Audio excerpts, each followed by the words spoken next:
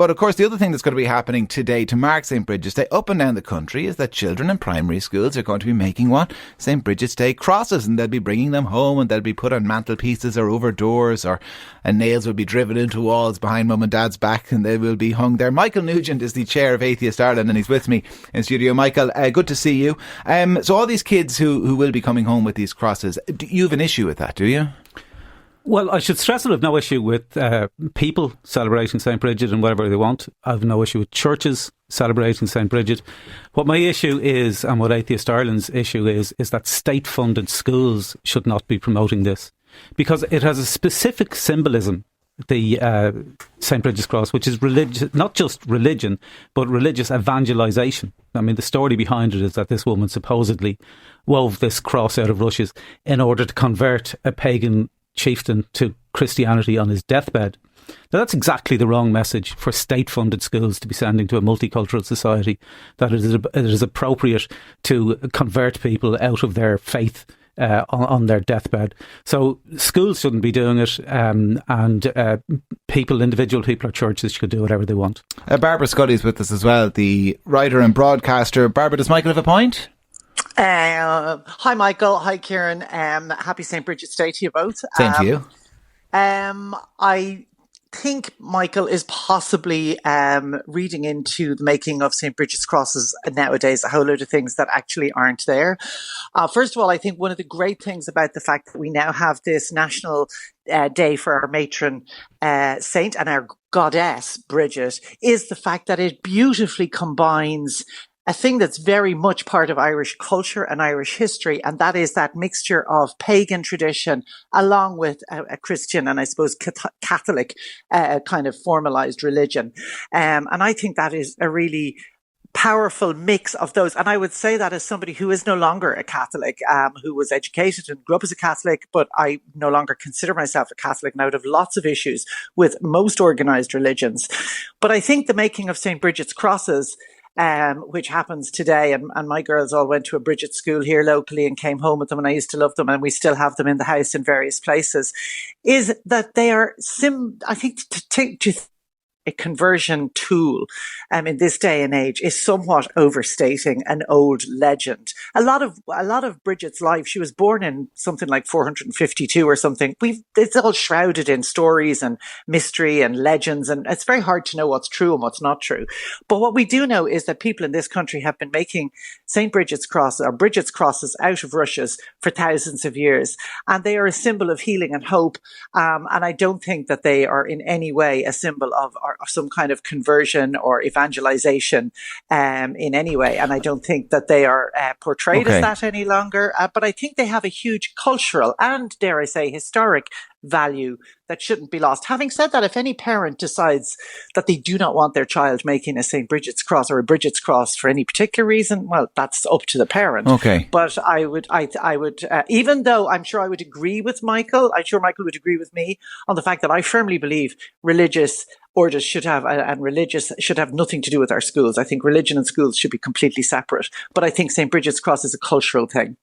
Michael, but let's set aside just the cultural and historic aspect for a moment. I do want to ask you about that. But what do you say, I suppose, to Barbara's other point, which is that you're overstating the case a little bit. Like, young kids are not coming home with kind of the zeal of the young Christian missionary about them today because they make a Brigid's Day cross.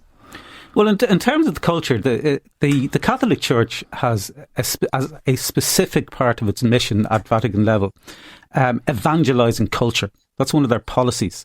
And Pope Francis has phrased it as that it is imperative to evangelise culture in order to enculturate the gospel. So that's what this is about. And it's part of the background noise of Catholic. But why is that? I accept Pope Francis says that. Yeah. But I don't get the leap to how this is what is happening with St. Brigid's Day. Okay, I'll give you again, I put it to you, kids are not coming home with the zeal of the young missionary. They're not kids walking around with Brigid's Day crosses going up to their Islamic neighbours trying to convert them to Catholicism today. No, the Islamic children are being forced to make St. Brigid's crosses, which is even worse than that. But what I'll give you some examples of what it's about, and it's kind of almost like a background noise. Some examples are this morning in the Oireachtas, our parliamentarians started the day with a prayer asking the Christian God to guide every act and word of theirs. When we go home and watch the news on RTE, we'll be listening to the Angelus.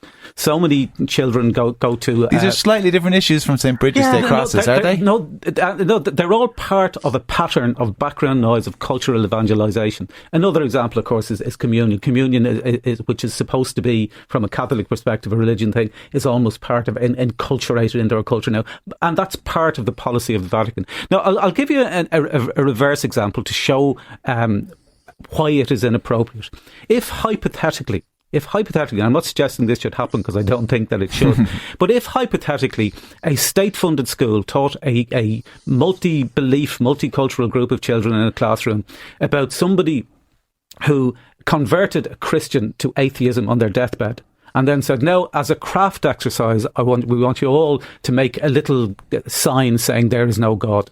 And if Christian parents were told that this was happening to their children in a state-funded school, we'd never hear the end of it. But you know what the biggest reaction to that would be? Confusion. Because people would say, but that's not part of the culture or history of this country. And even if we all were in agreement that, we should divest religious orders from the management of schools up and down this country, if you could do it overnight, there'd still be people who would think, yeah, but the St. Brigid's Day thing, it forms part of our cultural identity and part of our cultural history, is Christian, and to suggest otherwise is kind of historical revisionism.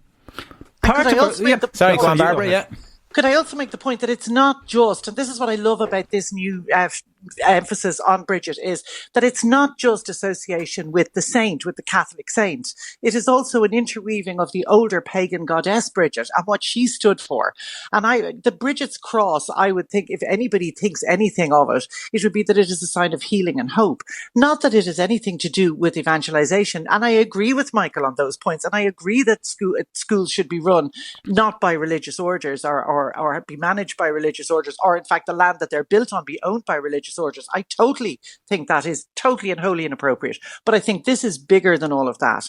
It is cultural, it is spiritual, but I think that, again, that is part of our culture, and I don't think we can deny it. And I'm interested to know if Michael would prevent children from wearing shamrocks on St. Patrick's Day, because the shamrock was the other tool that our patron saint, as opposed to now our matron saint, used in order to explain the Trinity, the Holy Trinity. So should we abandon the shamrock as a national emblem?